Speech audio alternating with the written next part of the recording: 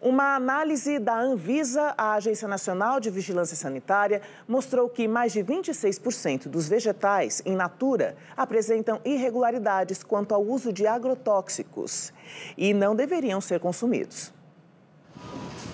Uma alimentação saudável deve incluir frutas, verduras, cereais e legumes. Meus preferidos são os legumes, aí depois vem a alface.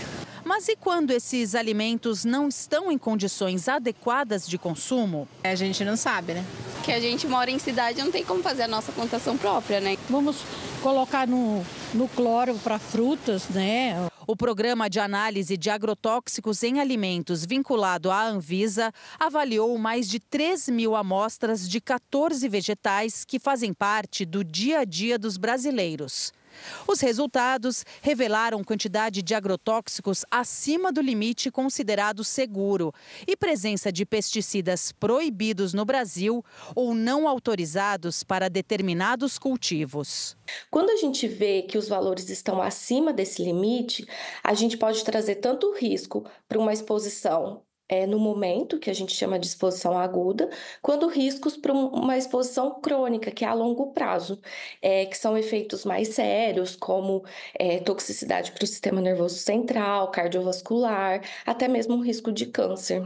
O Brasil é um dos maiores consumidores de agrotóxicos do mundo e também o maior importador dessas substâncias. Na análise da Anvisa, o abacaxi foi o campeão no uso dos pesticidas. Das 57 amostras, 36 continham resíduos acima do limite permitido. E o mais alarmante, 18 pesticidas detectados são proibidos no cultivo dessa fruta.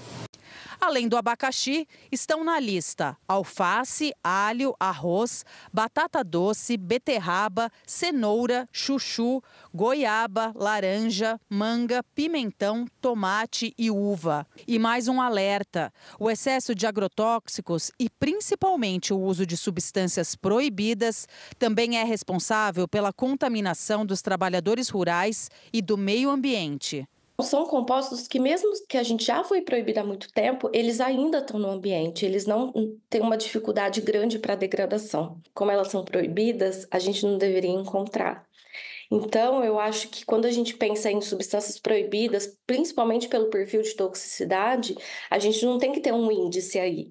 20%, 10%, 5% já seria um problema. Para minimizar o problema, vale lavar os vegetais com água e hipoclorito de sódio.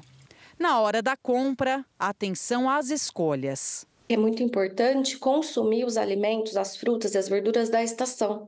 Que quando você consome as frutas da estação, como aquela estação favorece a produção, o uso dos agrotóxicos exige menos compostos para aquela produção. Então, a gente consegue colocar menos para uma produção melhor.